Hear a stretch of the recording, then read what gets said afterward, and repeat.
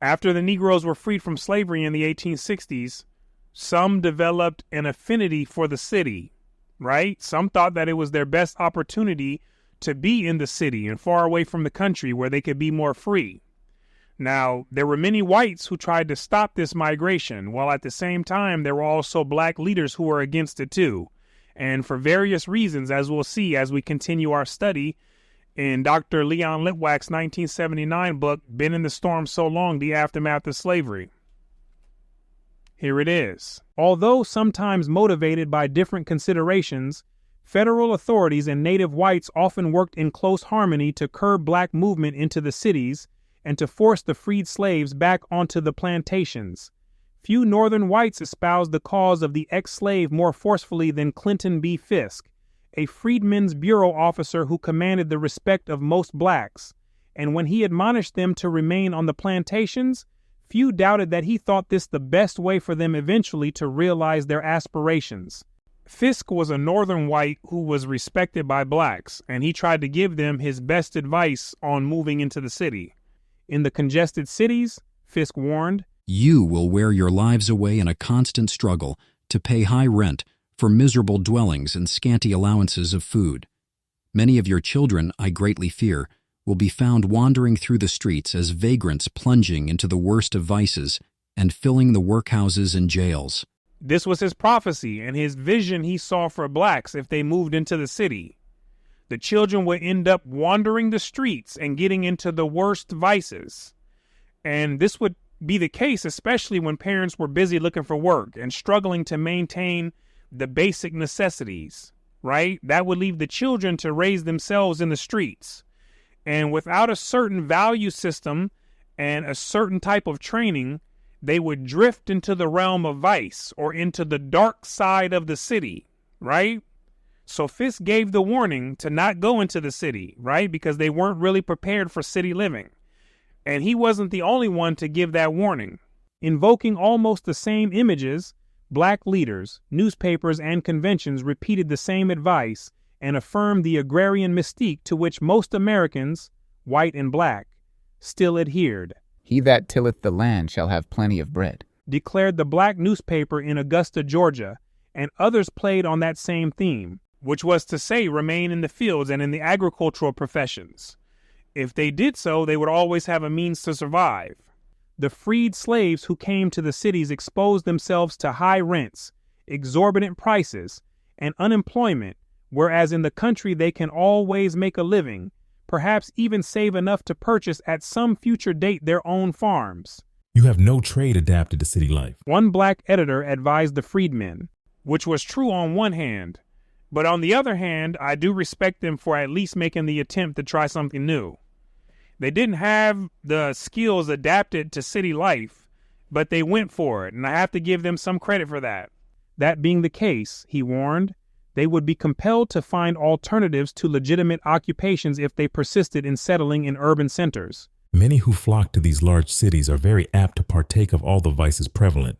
Notice that he said many, not all, but many, because there's always exceptions. All blacks didn't come into the city acting a fool, but many did, and they were attracted to the prevalent vices, such as rum drinking, playing cards, picking pockets, and knocking men down with bludgeons for the sake of a little recreation. Which is similar to what is called the knockout game today, right? These were some of the vices that the newspaper editor says many of the blacks were drawn to. The rum drinking and the gambling were already habits picked up by Negroes during slavery, but it amplified in the city by them being around so many more people who did the same thing. What little money you may have will soon be squandered in loathsome rum shops, generally kept by those who are Negro haters, although they profess to be friends while your money lasts. If you carry on in this way, you will soon become strolling vagabonds, and honest men will shun you. And that includes honest people who also considered themselves black. They would shun the Negroes who continued in the realm of vice. Few agrarian leaders set forth as cogently the evils that lurked in the city. In addressing the recently freed blacks of Maryland, Frederick Douglass, who had himself drifted toward the city as a fugitive slave, tried to disabuse their minds of the notion that urban living and freedom were somehow inseparable. "I believe $150 in the country is better than $400 in the city. He insisted, and this is specifically for the Negro in general, because all groups did not have a strong drawing to vices like the Negroes did, right? The Negroes had their minds jacked up from slavery, which made vice more attractive to many of them.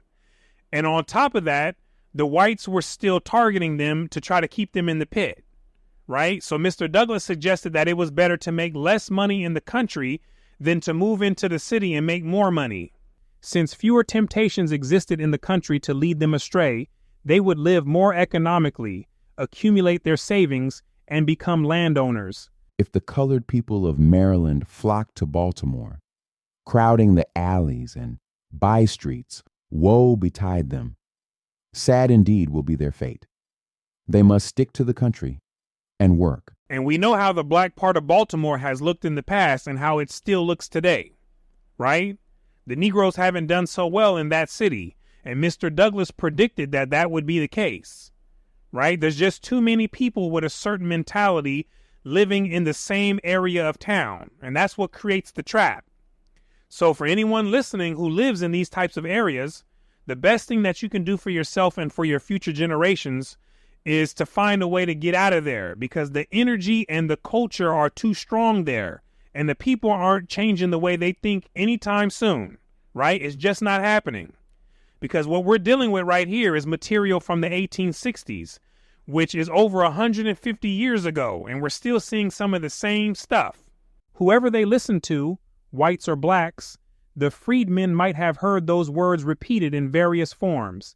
To make certain that the ex-slaves heeded this advice, city authorities moved to restrict, harass, and expel them, not always bothering to distinguish between the older black residents and the newcomers, or even between the gainfully employed and the vagrants.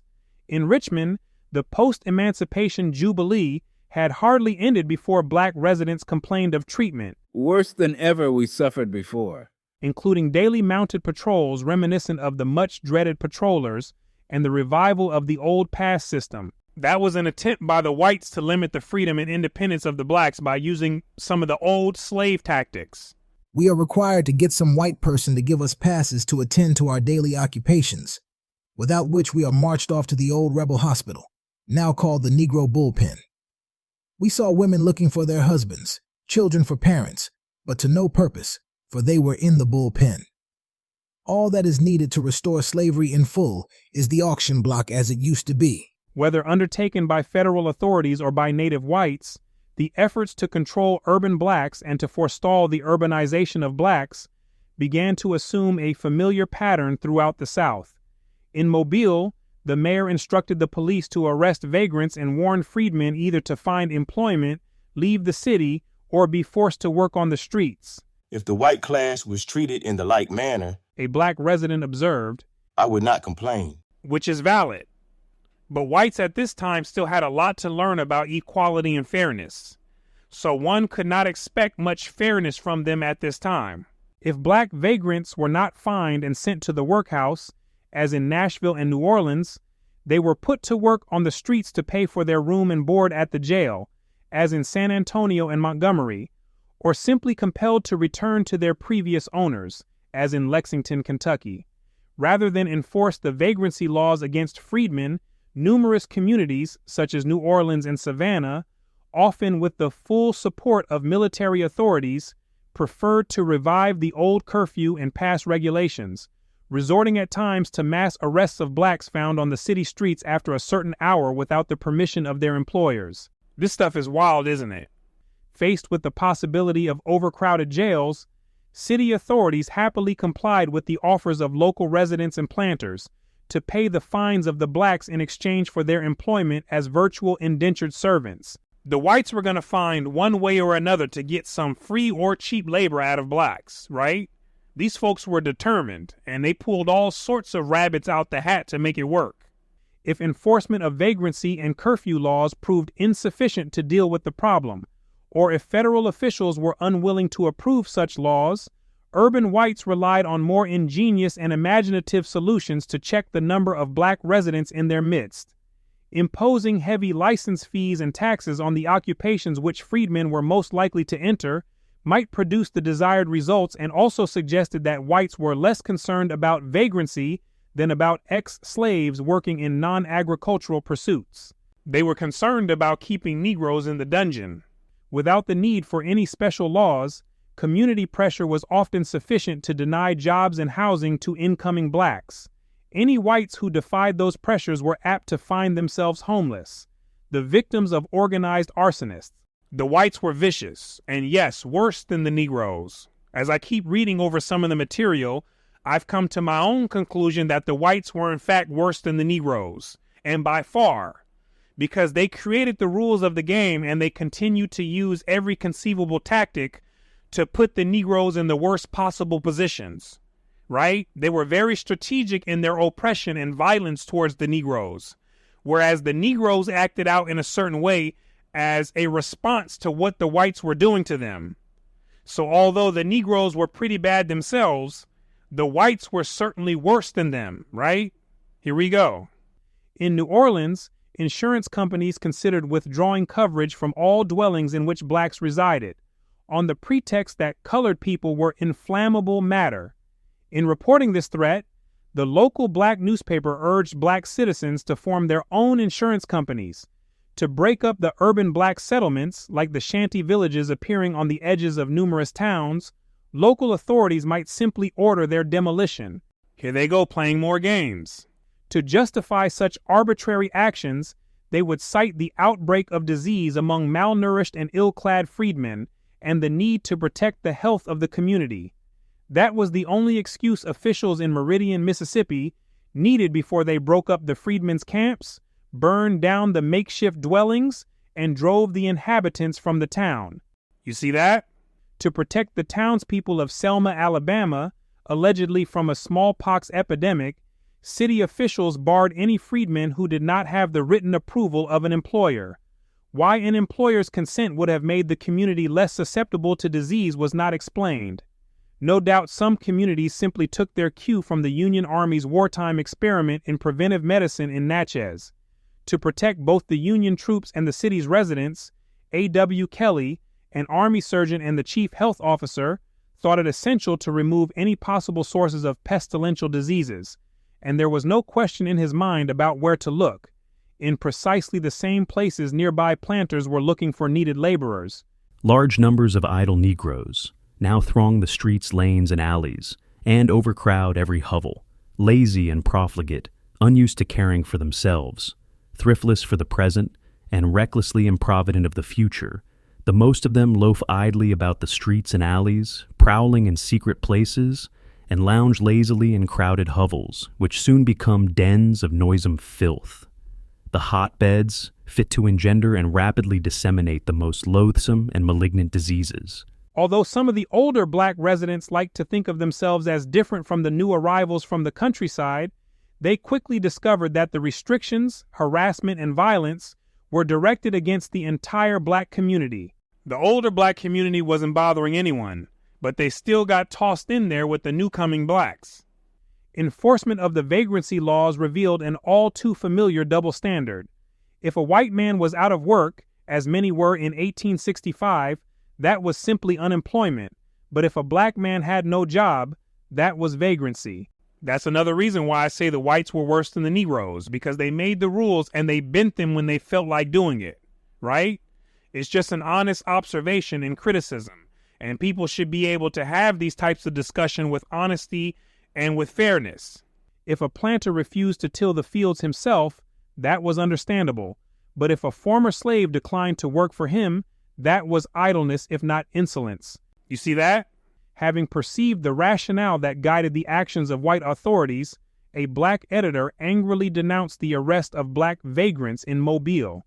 The laziest class in society, he charged, had to be the planters themselves. They are lazy enough not to work themselves, but they want to live as parasites on the proceeds of other people's labor. This time is past. Inde. Laziness, gentlemen, is on your side. We want to work, but not for you. We want to work freely and voluntarily, for ourselves. Nevertheless, the arrest of vagrants persisted, cheered on by groups of unemployed whites loitering nearby. Yeah, this stuff is wild, But that's how it happened in the reality of people living in the mid 1800s. And so hopefully you have enjoyed this commentary here and you've learned a thing or two. And from here, we will continue to the next. I thank you for your time and your participation. My name is Brooklyn St. Michael, and I'll see you in the free world.